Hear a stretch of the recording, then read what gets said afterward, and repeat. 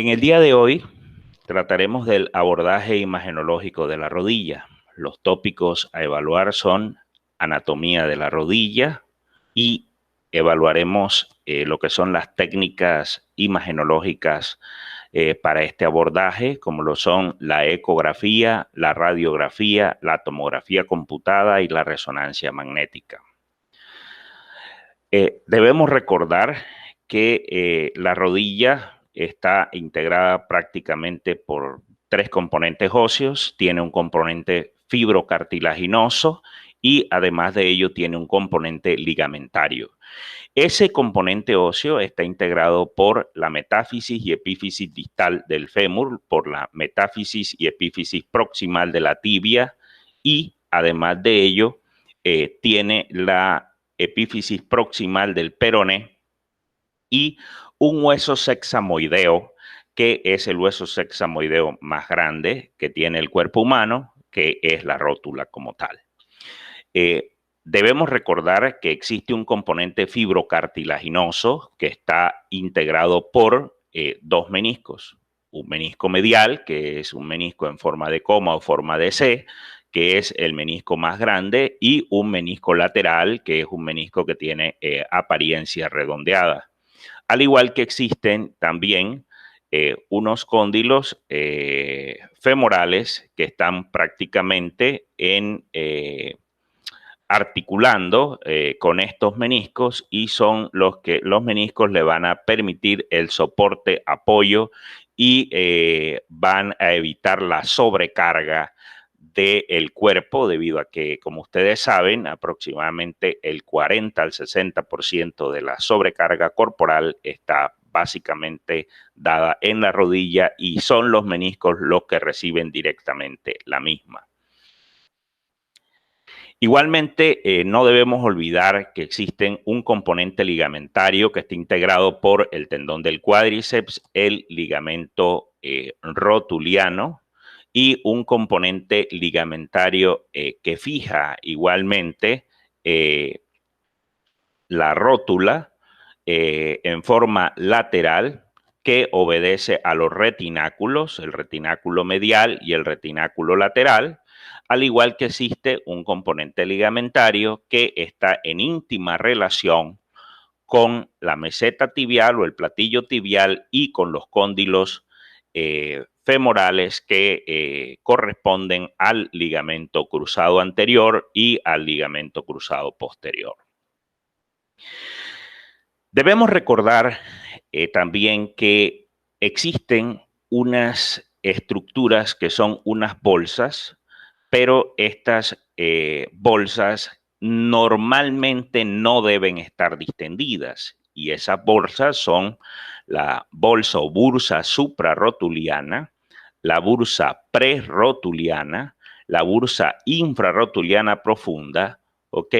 Y que estas bolsas o bursas pueden distenderse cuando sobre todo el cuerpo humano es sometido a eventos traumáticos o a eventos degenerativos crónicos que se convierten en eventos repetitivos y pueden distender de alguna manera estas bolsas. La ecografía es un método de imágenes diagnósticas no invasivo. Además de ello, no utiliza radiación ionizante, accesible a la mayor parte de la población. Y por otro lado, debemos tener en cuenta que puede aplicarse a todos los grupos etarios. Entonces nos ofrece la ventaja que por tratarse de ondas de ultrasonido que no van a generar efectos estocásticos y no estocásticos que sí lo producen el resto de las demás imágenes diagnósticas que utilizan radiación ionizante, como lo son la radiografía convencional y la tomografía computada, no la resonancia magnética. La ecografía puede ser aplicado a los distintos grupos etarios sin exponer al paciente a esa radiación ionizante, además de a las mujeres embarazadas como método alternativo diagnóstico. Y sobre todo la ecografía nos permite evaluar las partes blandas, las estructuras tendinosas, los ligamentos, las bursas, y para ello nosotros dividimos el estudio ecográfico como tal en un compartimiento anterior, un compartimiento medial, un compartimiento lateral y un compartimiento posterior. A la vez, este compartimiento anterior se divide en compartimiento superior e inferior. Las indicaciones primarias realmente de la evaluación de la rodilla a través del ultrasonido son la evaluación del tendón del cuádriceps, la evaluación de las patologías igual del tendón patelar, evaluar las bursitis, llámese bursitis suprarrotuliana, bursitis prerrotuliana, y además de ello tiene importante rol en el diagnóstico de la efusión sinovial o el derrame articular, ¿ok? Además de la evaluación de los meniscos, sea el menisco lateral o el menisco medial, ¿ok? Y por otro lado, nos permite hacer la evaluación de la bursa gemelar que finalmente termina en una complicación que es el denominado quiste de Baker, que es un quiste que es bastante molestoso y es un motivo de consulta muy frecuente en la consulta del adulto mayor, sobre todo, debido a que tiene una percepción de masa en el aspecto posterior de la rodilla. Por otro lado, pues el ultrasonido nos va a servir igual para el diagnóstico diferencial también de estos quistes de Baker con las trombosis venosas profundas y por otro lado nos permite también hacer abordajes para radiología intervencionista. El estudio del paciente en ecografía, el paciente debe estar en decúbito dorsal con una flexión de la pierna de aproximadamente 20 a 30 grados, preferiblemente si colocamos una almohada en el aspecto posterior de la rodilla. Y además de ello, cuando evaluamos el compartimiento anterior, nos permite evaluar el tendón del cuádriceps, el receso suprapatelar, el cartílago troquear, y esto es importante porque hoy por hoy cobra gran importancia la evaluación del cartílago troquear, porque indirectamente la disminución de ese grosor del cartílago troquear nos va a estar diciendo que nos podemos estar enfrentando a un proceso osteoartrósico degenerativo y estamos haciendo diagnóstico sin exponer al paciente de antemano a la radiación ionizante por radiología convencional o por tomografía computada, ¿ok? Y estamos haciendo el diagnóstico oportuno de cambios osteoartrósicos incipientes. Y por otro lado, tenemos la región infrapatelar, por debajo de la rótula, entonces vamos a encontrar el tejido, el tendón rotuliano, la bursa infrapatelar, prerrotuliana y las bursas infrarrotulianas profundas. Y por supuesto debemos hacer la evaluación también del tejido graso de Hoffa. En ocasiones nos olvidamos del tejido graso de Hoffa y es fundamental evaluarlo porque allí podemos encontrar patologías y a veces lo dejamos en el olvido. Aquí tenemos la exploración imagenológica de la rodilla por ecografía y estamos evaluando el compartimiento superior en una visión longitudinal y el compartimiento, ese compartimiento anterior y en la parte superior lo estamos evaluando a través de un corte transversal. Esto es lo que vamos a ver, una imagen de ecogenicidad intermedia, predominantemente hipoecogénica, o sea que la vamos a ver algo oscura, correspondiente al tendón del cuádriceps, y ese tendón del cuádriceps está llegando prácticamente al polo superior rotuliano. Aquí estamos observando una visión transversal del tendón del cuádriceps e indirectamente estamos evaluando que existe una pequeña cantidad de líquido articular, ¿ok? Es un derrame articular leve lo que estamos observando allí.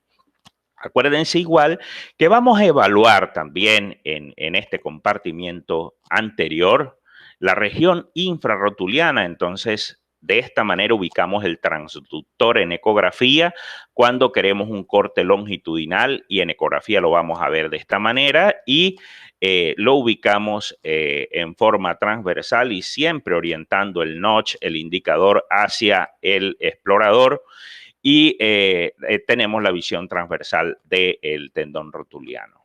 Es fundamental siempre acordarse de la exploración ecográfica como método de diagnóstico inicial, debido a que nos da un gran aporte, sobre todo cuando estamos en manos especializadas. Allí tienen otra imagen de ecografía de la exploración del tendón del cuádriceps. Se ve muy bonito llegando acá al polo superior de la rótula, y allí tienen al ligamento rotuliano con una ecogenicidad conservada, y esta es una visión transversal del ligamento rotuliano. Todo eso que acaban de ver es completamente normal.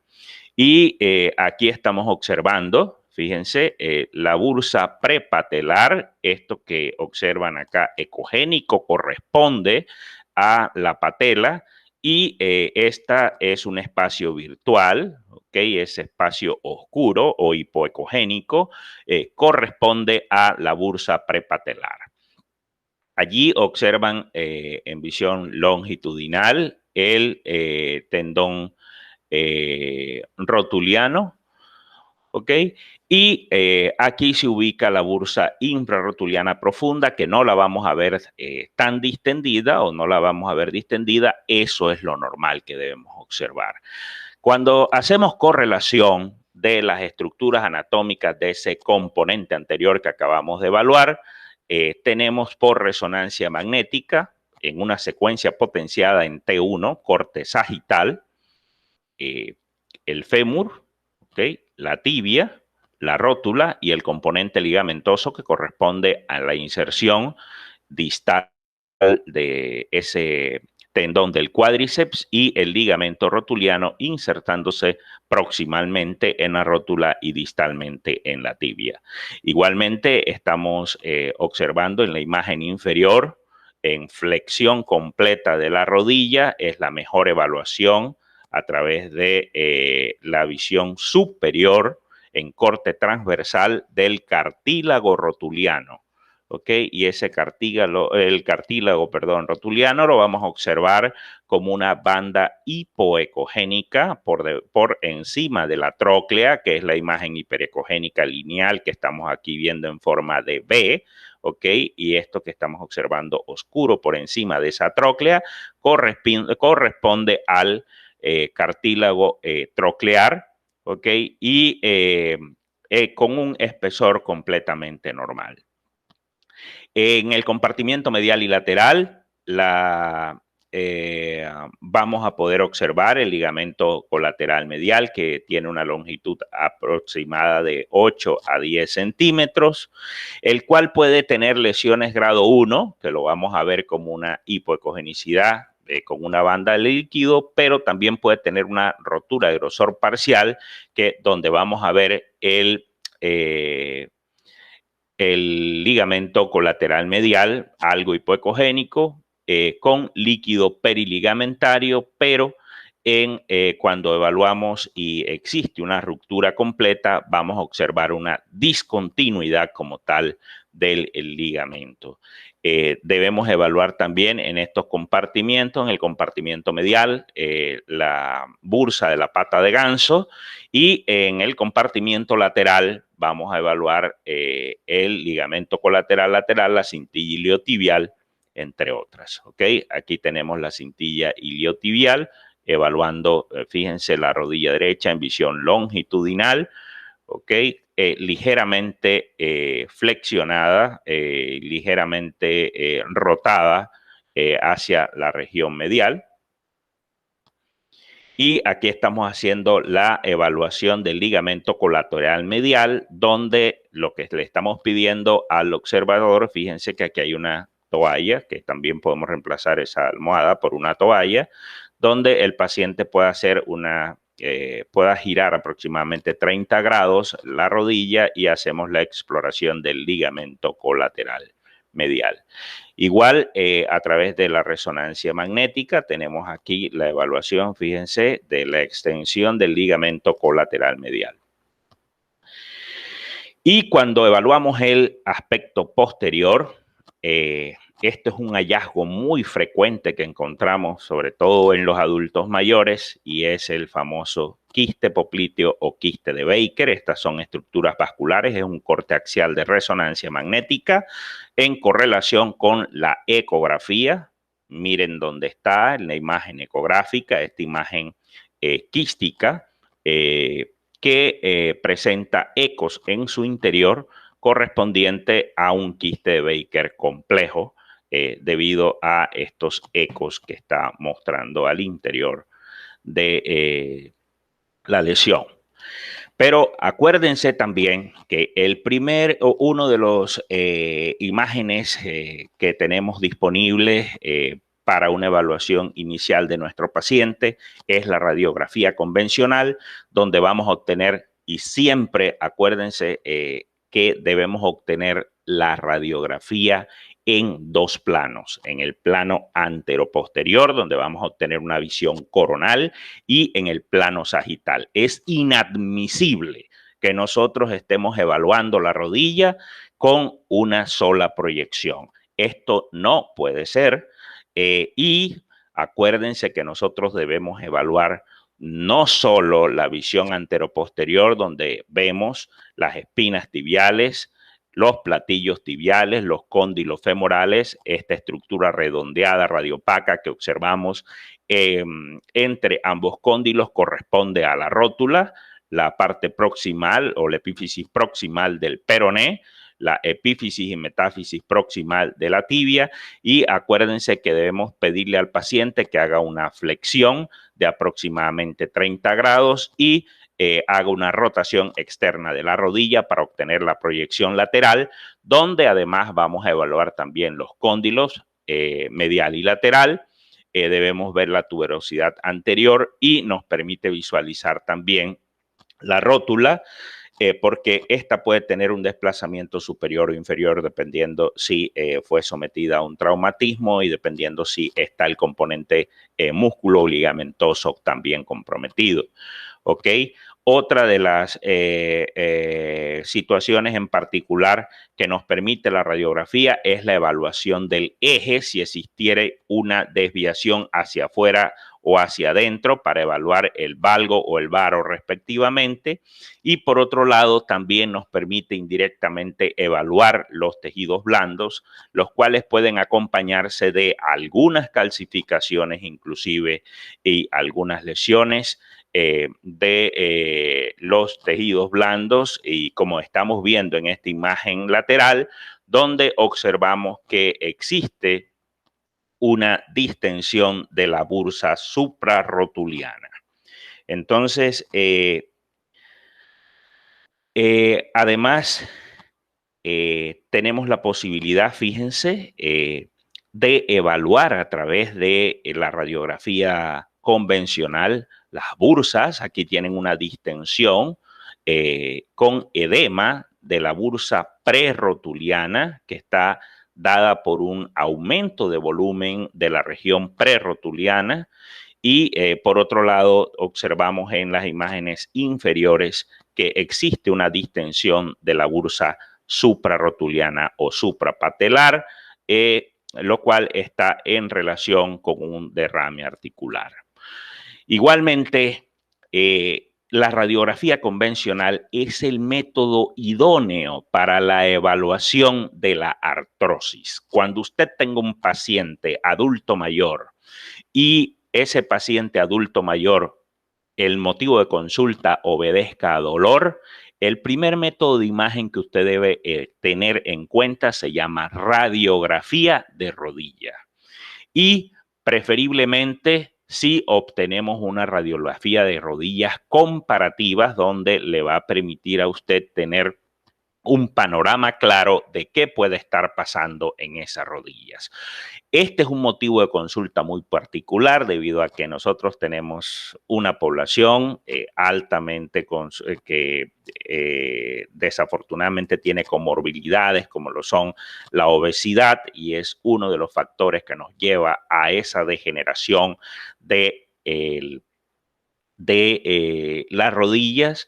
Y básicamente los hallazgos imagenológicos que nosotros vamos a encontrar son la esclerosis subcondral de las mesetas tibiales y de los cóndilos femorales, que está dado por esta radioopacidad que observan ustedes en esos cóndilos femorales y en los cóndilos femorales y en las mesetas tibiales. Igualmente, otro de los signos y el principal, lo primero que hay que observar es la disminución notoria del espacio articular, como lo están viendo en este caso, donde existe una osteoartrosis severa y se acompaña igualmente de formaciones osteofíticas de ambas, de las mesetas tibiales e inclusive del cóndilo femoral medial y del polo superior de la patela, e igualmente existe una notoria disminución del espacio patelar.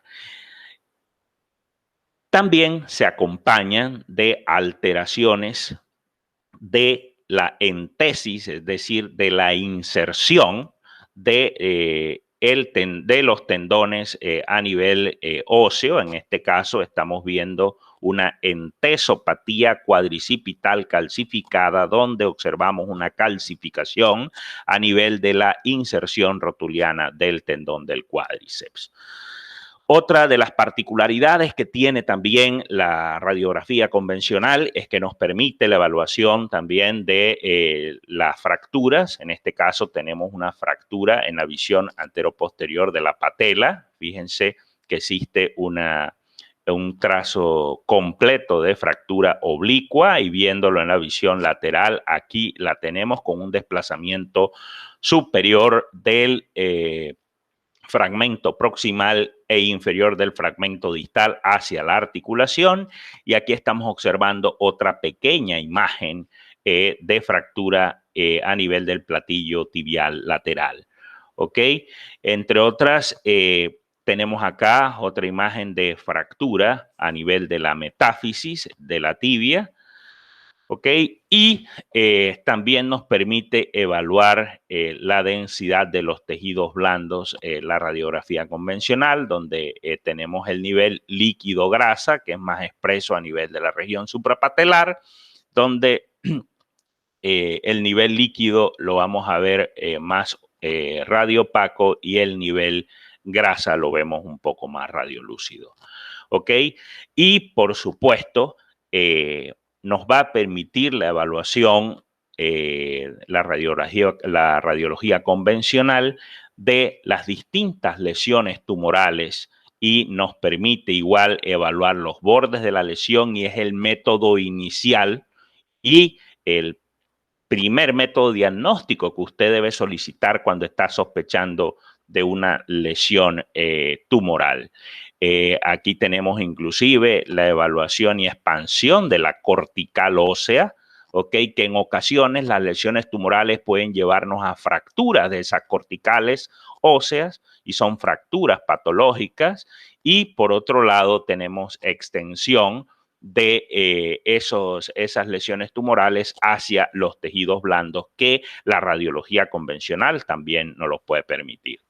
La tomografía computada surge aproximadamente hacia los años 1970, y es Hounsfield el que pone esta gran herramienta diagnóstica en manos nuestras, y nos permite también evaluar la rodilla principalmente, y tiene un aporte fundamental en la extensión, sobre todo de las fracturas e inclusive también los eventos tumorales. ¿Ok? Aquí tenemos por lo menos una evaluación del fémur, una fractura distal de fémur, metáfiso epifisiaria distal del fémur completa articular, y la imagen de tomografía computada en reconstrucción tridimensional nos está permitiendo hacer la respectiva evaluación de la misma.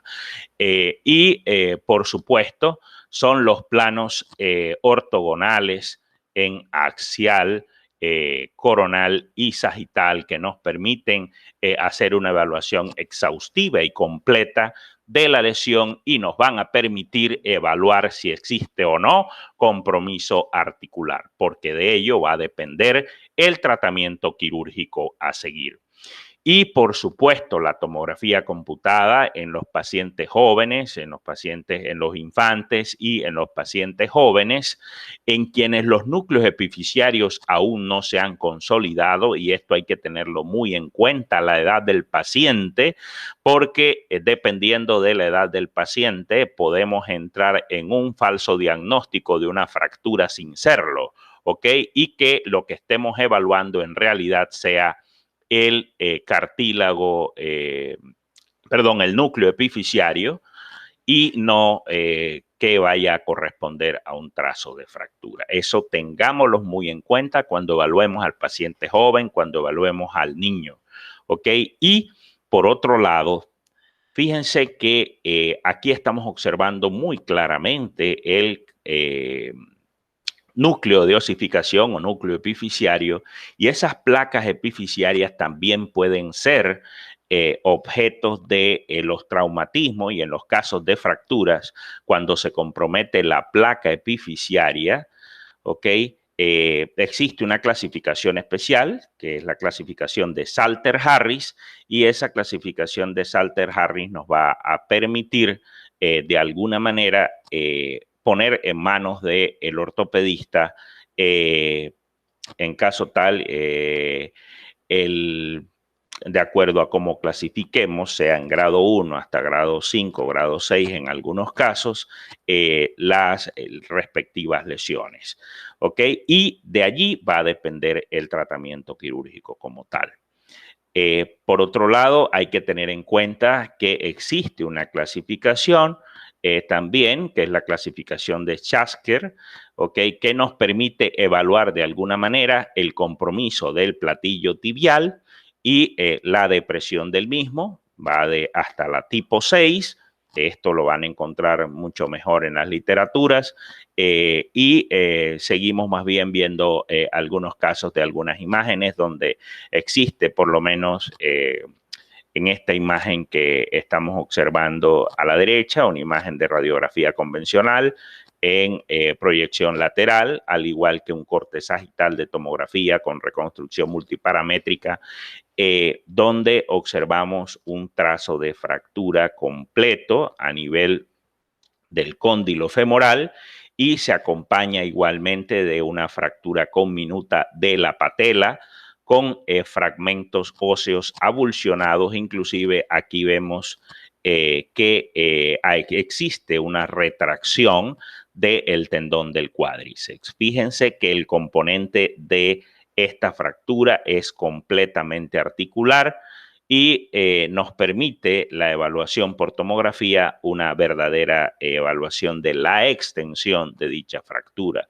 En ocasiones también la tomografía computada nos va a permitir, fíjense, una evaluación tanto de las estructuras óseas comprometidas, e indirectamente podemos deducir las ligamentarias que se encuentren comprometidas.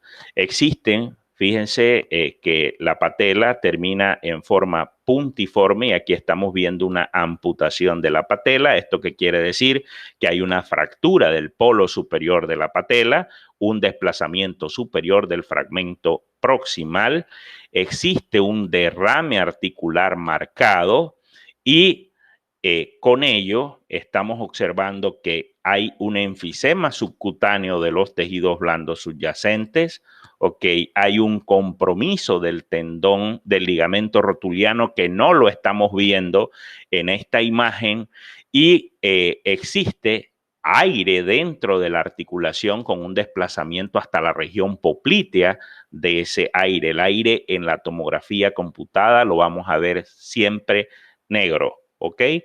Y por otro lado, hay un hallazgo bastante importante en esta imagen que estamos observando, y es que no existe una congruencia, es decir, se ha perdido la relación articular femorotibial, y esto obedece a un desplazamiento anterior por una luxación de la rodilla. Existe una luxación femorotibial, es decir, que desde ya podemos deducir que el ligamento cruzado anterior está comprometido, que es el encargado de estabilizar la rodilla y evitar que se produzca esa luxación. Esto es casuística propia, masculino de 45 años, quien sufre accidente de tránsito, y fíjense, nosotros estamos evaluando una imagen en reconstrucción tridimensional de la rodilla izquierda, donde en los cortes multiparamétricos observamos que existe una fractura epífiso metafisiaria proximal de la tibia, inclusive con avulsión de fragmentos óseos de las espinas tibiales. Hay un compromiso articular franco, inclusive hay una depresión de la meseta tibial lateral. Igualmente, existe una importante cantidad de líquido articular suprapatelar, y por otro lado también estamos observando que existe un compromiso parcial del ligamento rotuliano, donde estamos observando laxitud del mismo. En este corte axial del mismo paciente estamos observando un derrame articular importante. Ya estuvimos hablando de este derrame articular, y aquí cuando existen derrames articulares y existe un nivel líquido, podemos estar frente a una lipohemartrosis. La resonancia magnética es el otro método de imagen que nos permite hacer una evaluación exhaustiva y sobre todo del componente ligamentario y los meniscos con mucha precisión. Con una precisión diagnóstica entre un 85 y 95% de los casos, y hay unas desventajas, que es el costo, la accesibilidad, de pronto, sobre todo en las áreas rurales, a encontrar un resonador, y porque está limitado más que todo a las capitales, por los costos que tiene el estudio, los costos que tiene el equipo, y nos va a permitir, inclusive le va a permitir a los ortopedistas un adecuado planeamiento quirúrgico. La resonancia magnética es básicamente nosotros ubicamos al paciente en posición en decúbito dorsal. Vamos a ubicar en la rodilla que se evalúa una antena de rodilla. Este es un magneto, es el resonador, y básicamente tenemos un protocolo para un paciente que consulta por dolor en rodilla, el paciente que va básicamente por dolor en rodilla, y vamos a aplicar en el plano transversal, vamos a observar una imagen en T2. Tenemos densidades con supresión grasa en el plano coronal, y tenemos en los planos sagitales unas imágenes en T1 y unas imágenes en T2. Y por otro lado, tenemos también ciertas limitantes, y a veces tenemos que investigar sobre todo qué tanto tiempo tiene de haber ocurrido traumas en esos pacientes que llevan dispositivos. Hoy por hoy, estos equipos están viniendo ya con algunos parámetros que nos permiten suprimir ruido, sobre todo cuando existe algunos dispositivos implantados en el cuerpo, como son los materiales de osteosíntesis que se utilizan, pero estos materiales de osteosíntesis con el tiempo han ido avanzando y nos permiten que los pacientes sean sometidos a resonancia magnética sin ningún problema. Los meniscos, como les dije, son estructuras fibroligamentarias. Tenemos un menisco medial que es mucho más grande y un menisco lateral que tiene apariencia redondeada. Es mucho más pequeño. Cuando nosotros lo evaluamos por resonancia magnética, hay una imagen característica que es esta imagen que parece un ave, ¿ok? Vista de frente, pero esta es una vista en realidad sagital, ¿ok? Y a esta imagen algunos le llaman la pajarita, y esto es lo que tenemos que tener en cuenta en dos secuencias primordialmente en sagitales, que son la secuencia T1 y la secuencia T2, ¿ok? Y esa secuencia T2 es preferible que la obtengamos con supresión grasa. Es donde mejor vamos a ver la patología del paciente y vamos a evaluar el cuerno anterior del menisco, de los meniscos y el cuerno posterior de los meniscos. Cada menisco, ok, el menisco medial y el menisco lateral tienen un cuerno posterior, que es este, y un cuerno anterior, que es este, ok. Y hay algunos errores diagnósticos y de una vez aprovecho esta imagen para decirlo. Fíjense que lo que estamos observando aquí se llama ligamento transverso, algunos le denominan ligamento intermeniscal, y este es un error frecuente que podemos cometer porque esta estructura anatómica que es normal, cuando la evaluamos en sagital, pareciera que existiese una lesión por un desgarro del menisco, no siéndolo, ¿ok? Y tenemos que seguir esta imagen en los distintos cortes de resonancia y mirar si se comunica el menisco medial con el menisco lateral, y si es así, corresponde a esta imagen que es una estructura anatómica normal, que es el ligamento transverso. Es decir, no hay ningún tipo de patología. ¿Ok?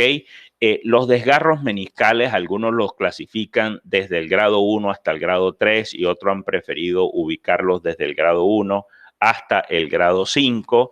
Y lo que tenemos es que una lesión grado 1 va a corresponder a una lesión hiperintensa, puntiforme, evaluada en la secuencia STIR, ¿ok? Que no contacta las superficies articulares o meniscales.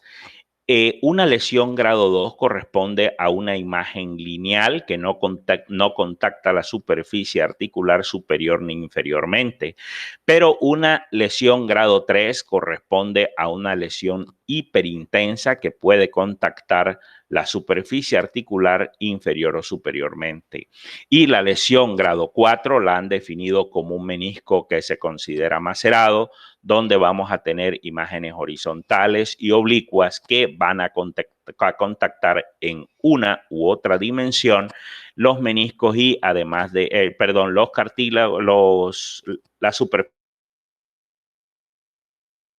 articulares, y por otro lado lo vamos a observar que es un menisco que tiene una apariencia fragmentada y lo vamos a observar con disminución de su altura. Aquí hay un mejor esquema de otra clasificación que pues dieron algunos autores hacia el año 2000, donde estamos observando un menisco grado 4 completamente fragmentado, y este es el menisco normal que nosotros observamos, como lo están viendo aquí en el cuerno anterior de este menisco.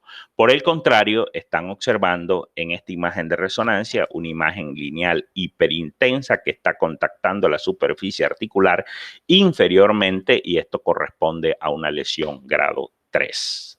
¿Okay?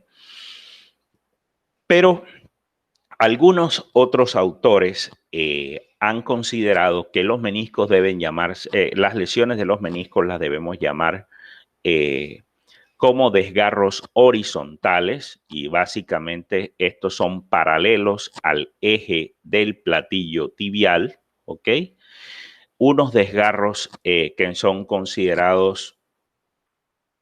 Bueno, vamos a aprovechar esta imagen de una vez aquí, donde observamos una imagen hiperintensa en el cuerno posterior del menisco medial, ¿ok? Que contacta la superficie articular posteriormente y se acompaña de un quiste parameniscal, ¿ok?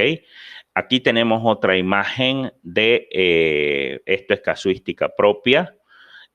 A esta imagen le podemos sacar provecho en tres aspectos sobre todo. Primero, existe una imagen lineal, ¿ok? Hiperintensa que contacta la superficie articular posteriormente.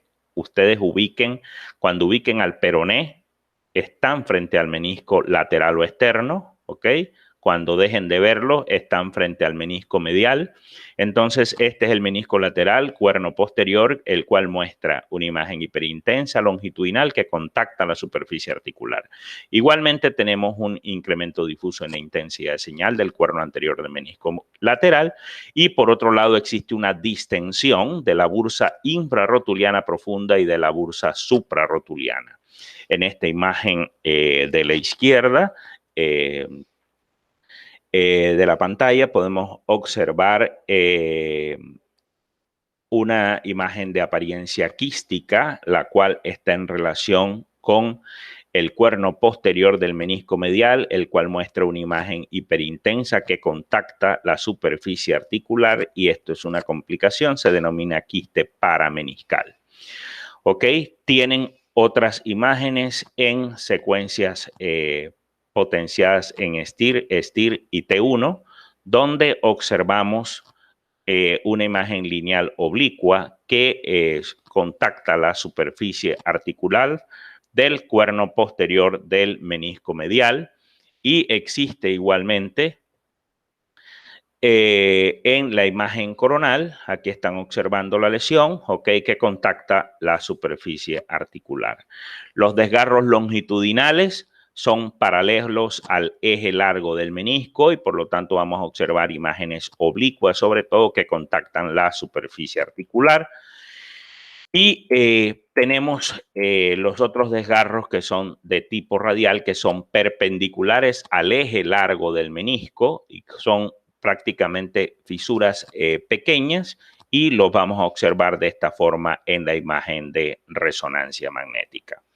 Existe una particularidad y obedece a cuando existe un desprendimiento o rotura del menisco y el borde libre del menisco se desplaza medialmente hacia la eminencia intercondilia, y es lo que estamos observando aquí, y a ese desgarro se le denomina desgarro en asa de cubo. Y ese desgarro en asa de cubo, que es el que estamos observando aquí, hay una imagen lineal hiperintensa que contacta la superficie articular, pero observen que existe un fragmento de ese menisco que está migrado a la eminencia intercondilia, y que en la imagen en sagital también podemos observar este signo que se denomina signo del doble ligamento cruzado posterior, pero no es que existan dos ligamentos cruzados posteriores, sino que esa imagen de ese desplazamiento del borde libre del menisco que se desplaza hacia la eminencia intercondilia da un signo que se le denomina signo del doble ligamento cruzado posterior. En realidad, esto es el menisco migrado hacia la eminencia intercondilia y esto sí corresponde al ligamento cruzado posterior. ¿Ok? Entonces, también la resonancia magnética nos va a permitir, ya vimos quistes parameniscales, vimos evaluar también la extrusión del menisco, pero nos va a permitir también evaluar el tejido graso de Hoffa. Fíjense que hay una distensión en esta imagen de la bursa infrarrotuliana profunda. Los ligamentos cruzados son de gran valor al momento de evaluarse por resonancia magnética, y debemos decir que debemos evaluar el ligamento cruzado anterior, el ligamento cruzado posterior, y evaluar también los ligamentos colaterales. Estos le van a permitir una estabilidad a la rodilla, como lo vimos en las diapositivas anteriores cuando evaluábamos la tomografía, donde existe un desplazamiento anterior por una subluxación femorotibial, una luxación femorotibial. Esto obedecía a una rotura del ligamento cruzado anterior. Y fíjense que en esta imagen de resonancia magnética estamos observando que existe una hiperintensidad con cambios intrasustancia del ligamento cruzado anterior, y esto obedece a un desgarro de grosor parcial. Esto es casuística propia, donde estamos observando, fíjense, un incremento en la intensidad de señal de ese ligamento cruzado anterior. Y al igual que ustedes observan parte del ligamento cruzado, el fascículo anterior, ustedes lo observan indemne, pero hacia la parte posterior, el fascículo posterior, observan que existen fibras discontinuas con cambios intrasustancias y elevación en la señal de intensidad del ligamento cruzado anterior. Se acompaña igualmente de importante cantidad de líquido articular con distensión igual de la bursa suprarrotuliana, y lo que estamos observando aquí es una plica suprarrotuliana, ¿ok? Y esto está en relación a desgarro de grosor parcial del ligamento cruzado anterior. Pero los ligamentos colaterales también pueden lesionarse, como estamos viendo en este caso. Existe una ruptura completa del ligamento colateral medial. Fíjense que este es el peroné, por lo tanto esto es lateral y esto es medial. Existe una discontinuidad del ligamento colateral medial, el cual se observa retraído hacia su porción proximal. Y aquí estamos viendo un esguince grado 1 que lo que se acompaña es con escasa cantidad de líquido articular. Fíjense, aquí tenemos un esguince igual grado 1, casuística propia también, con distensión de la vaina peritendinosa y un poquito de incremento en la señal de intensidad proximalmente en el ligamento colateral medial. ¿Ok? El cartílago rotuliano también debe ser evaluado, y la posición de la rótula con respecto a los cóndilos femorales, y debemos evaluar el grosor del cartílago rotuliano, que en ocasiones puede estar adelgazado y acompañado de algunas lesiones que tienen comportamiento hiperintenso en secuencias potenciadas en T2 y obedece a una alteración del menisco, del cartílago, que se llama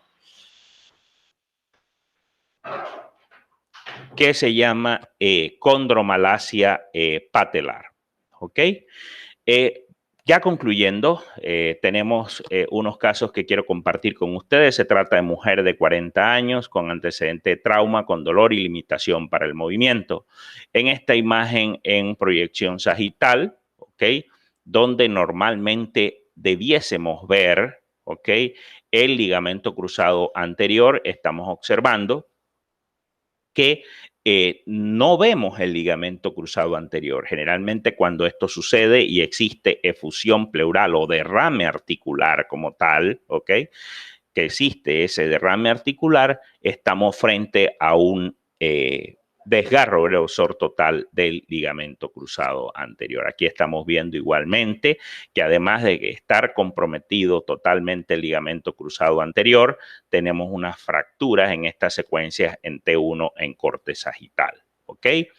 Y por otro lado, tenemos el caso 2, una paciente de 30 años, un paciente de 30 años masculino con antecedente de trauma, con dolor fuerte en la rodilla.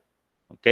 Estamos observando moderada cantidad de líquido articular por derrame, al igual que observamos la presencia del ligamento cruzado anterior con cambios intrasustancia, pero estamos observando que existe una inserción proximal sin poder evaluar bien la inserción distal, pero aquí en esta otra imagen, ok, sí estamos viendo que el ligamento sí llega posteriormente, y esto está en relación con un desgarro de grosor parcial del ligamento cruzado anterior. Este es el mismo paciente en secuencias T1, y el caso 3, masculino de 30 años con rodilla dolorosa después de una lesión por torsión. Aquí estamos viendo en estas secuencias en STIR el ligamento cruzado anterior completamente brillante con cambios intrasustancia. Observamos unas fibras aquí continuas que llegan distalmente, pero aquí observamos distalmente que existe una discontinuidad de las fibras. Esto está asociado con un desgarro de grosor parcial. ¿Ok? Entonces, básicamente aquí tenemos una evaluación de ese desgarro de grosor parcial, y de verdad, muchísimas gracias al comité organizador del evento por esta invitación que han tenido a bien realizarme.